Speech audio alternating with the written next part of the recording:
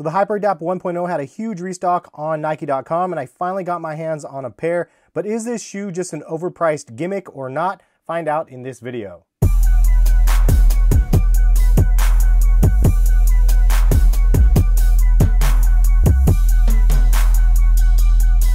What is going on, guys? Hess here, CollectiveKicks.com. Wanted to bring you guys this video and show you guys the Nike HyperAdapt 1.0. If you guys are interested in buying this shoe, check the link in the description. There is 11 different colorways available on Nike.com right now. They just dropped out of the blue, out of nowhere.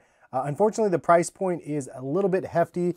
As you could see, $720. That is no joke. The Nike HyperAdapt 1.0. I was told that these things fit a little bit snug, so I went with a size 10 instead of 9.5. Let's go ahead and show you guys what we have here in the box real quick. So in the box, you could see you have the shoes. And on the side of the box, you can see it says E.A.R.L, which stands for Electro Adaptive Reactive Lacing. The box is pretty empty other than the shoes, but you do get a little brick right here.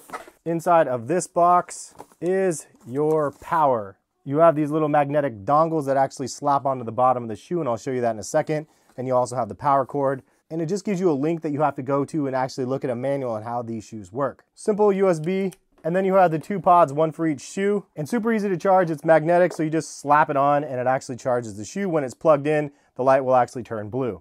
So once you charge these bad boys up, the fun can begin. So I know there's a lot of questions about these shoes, but I want to show you how they work. It's really simple. You can see a pretty cool little blue LED light here, and then it has some lights on the back of the shoe as well. They only turn on when you actually engage the auto lacing of the shoe. And the way you engage it is super simple. You literally put on the shoe, and then as you take a step, the laces cinch down. And it was actually a really cool first experience for me because I didn't even know it did that.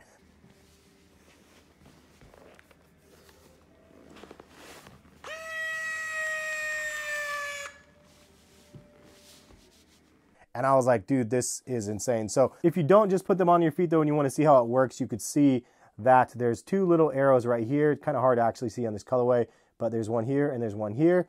And you literally just push the button right here. And then when I do this, the laces will go down and then the lights will come on. So here we go.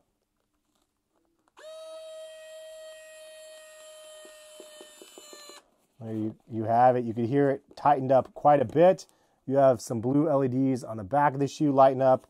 The bottom plate lights up right here. In order to release, all you do is click the back button here, and you can see it loosens them all the way up, and then you are good to go to take off your shoe. The other thing is once you put them on your feet, they automatically lace, but if you don't like that setting, you can snug them up a little bit or loosen them up a little bit, and then press and hold both of these buttons for 2 seconds, and then it will actually readjust the settings, so the next time you put them on, it will tighten them down to that specification. So now that you guys know how the technology works, just a quick look at the shoe, because a lot of you probably haven't seen it this close. You could see that the upper is actually really interesting. It is kind of like a Flyknit, but not like the traditional Flyknit. It really reminds me of this shoe right here, Air Jordans. And I believe they call this like the Flyweave material, but you could see it's a much thicker type of knit. It really mirrors this. I mean, this is like they basically mimicked this when they created it. In the Tinker abstract video, if you haven't seen it, it is on Netflix. She mentioned something to the effect of this Air Jordan and how they used it as a base model for this because they could hide the motor here in the shoe, and it's already kind of carved out. So that is why that looks really familiar. So they actually took kind of that similar sort of molding to make this shoe. The other thing that they mentioned in the abstract movie that really drew me to this kind of technology and made me want to try it and made me like hopeful for the future of what they're able to create with this E.A.R.L technology is Tinker mentioned a basketball player being able to play a basketball game and as he's shooting free throws, have the laces automatically loosen just because they know that he doesn't need them snug at that moment. It gives blood circulation and blood flow back into the player's feet, and then when he's done shooting the free throws, they automatically cinch back down. And then another example is like somebody that was just playing and then just jumps on the bench, and as you sit down, like having them just automatically relax because you don't need them snug anymore. I love the idea of having a smart technology that could adapt to your feet and timing of when you need them snug or not. The other thing that they did mention about this technology that I think is kind of cool is for those people that really just have a hard time tying their shoelaces. Just being able to actually grab the laces and tie them through. People that don't have hands, as an example. This is something that really can give them a breath of fresh air where they could just sit down and have them cinch up. Like, it's such a cool idea, and it's a concept that I really think can really mean something in the future as they perfect this. So you guys had some questions about these shoes, and I wanted to go ahead and mention them. Shout out to everybody that follows me on Twitter at HessKicks if you guys don't. But one of the questions that you guys asked the most was, are these worth it or not? The price point of $720. I personally don't think they're worth $720, but I also understand that to be an early adopter of a brand new technology and a brand new product in a segment like this of sneakers, like, it's not going to be cheap, especially with all the engineering and everything that they had to do to construct this shoe. And I love that they took part of the inspiration of the Back to the Future 2 movie to be able to actually bring that technology to real life. And there's real life uses, as I already mentioned, for a technology like this, but $720 is just not a very good price point. So I understand that it's obviously way out of people's price points. If it was up to me, what would the price be? Personally, for me, I think that $350 would be the price point that I would want to pay for these shoes. And that's like less than half price. But leave a comment in the comment section. What do you think would be the price point to get you to try a pair of these out if you had the opportunity to? The other question that I got a lot is, do I think that these are a gimmick or not? I would say yes and no. I think, of course, it is a bit gimmicky because obviously you push a button and it tightens the shoes. Like, you could use Velcro straps and that's just fine. But I like the idea of the technology, and it's kind of fun for footwear. It's just something unique and different. Do I think that these are the wave of the future and that I don't need to teach my son how to tie his laces because he's not going to need laces anymore? I don't think that's going to be the case at all. Obviously, the functionality of shoelaces and just sneaker materials that they're using to craft the actual materials nowadays, you don't even need laces on half of the shoes. So I think that it's kind of like a technology that is cool, but definitely not necessary. Another question that I got was, can these shoes be improved? And also, would I consider buying a second pair? I think that there's a lot of improvements that they can make to this shoe. That being said, I think that there will be a lot of improvements to make when they create a second version of this. It's obvious that they're going to. They don't call something the HyperAdapt 1.0 to not have a 2.0. I'll get into some of this in more detail, but some of the improvements would be definitely the breathability of the shoes, not very good. It's really thick material, gets really hot. The shoes are fairly heavy. They're not as heavy as you'd think they'd be, but they are fairly heavy. And also just the overall design of the shoe is kind of dated. It doesn't look like a futuristic shoe. Would I buy a second pair? Probably not, because for me personally, the shape of the shoe is just off. It's way too narrow in this section right here, and it kind of hurt my pinky toe right down here. So because of that, I would say definitely not a second pair for myself. Somebody else was asking about the performance of the shoe, which is a great question because obviously Nike is all about performance, and the concept originally was for basketball, and this would be, I guess, technically a running shoe, but I don't think that this is a shoe that you would ever perform in. Like, if you're going to be running long distances, there's a good chance that you can probably tie your laces, and for the added weight of this shoe and the heaviness and the fact that it's not very breathable, this is just not the ideal running shoe for somebody. Can somebody run in these shoes? Absolutely, of course. People can run barefoot. It's not a pair that I think that anybody in their right mind would actually choose these to go and run in. The other question that a lot of people were wondering is, are these comfortable? The premium price that these offer at that $720 price point does not offer $720 worth of comfort. It's technology. Sometimes there's a correlation with price and comfort. This is not one of those occasions. It's not to say that it's an uncomfortable shoe, but it's just not something where you put on your feet and you think it's going to be absolutely amazing, and then all of a sudden you put them on and you're like, yep, worth $700. That's really not the situation with these. I feel like this is a shoe that was comfortable. You put it on and you're like, this is really awesome, but you're putting it on for the experience of it, not for the fact that this is going to give you all day pleasure on your feet. So I've been talking a lot. Let's real quick get into the pros and cons. We'll start off with the pros. They light up. This is too dope. The fact that they light up and they have LEDs that do things like this, like, I think is awesome. This color actually turns yellow and red, also yellow when the battery's dying, red when the battery is dead. And yeah, I just think it's cool. Like, I've always liked light up shoes. I don't know, maybe it's the LA Gear kid in me.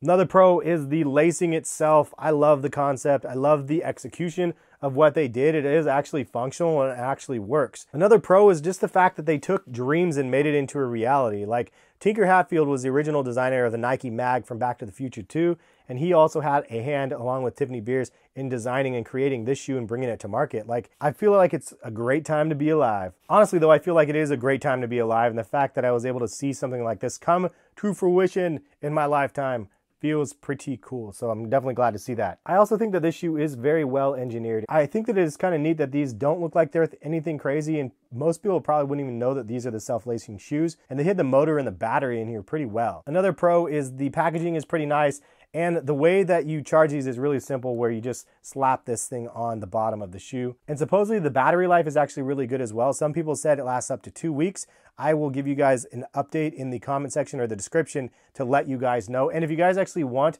a follow-up video of after wearing this shoe a lot, like 30 days or something like that, a month, leave a comment and let me know, and I will work on doing that video. Another pro about these shoes is even though that these are fairly heavy, I would have expected them to be heavier. And the last pro for me is just the overall future thought of the technology, the idea and the concept of what they wanted to create and where this could potentially go is just really, really powerful. So moving on to the cons real quick, the price point is absolutely insane at $720. There's not very many good colorways in my opinion. There's some solid ones, some staples, but they definitely could have gone a lot crazier, especially with this upper, and they really played it pretty safe. They also could have done customizable LED colors and everything, but they didn't do any of that. Another con is the shoe looks, again, fairly average. I know that it's a little bit of a pro because it's unassuming, but it's also a con that the shoe is unassuming. It's a shoe of the future. The future craft looks futuristic because of the crazy midsole.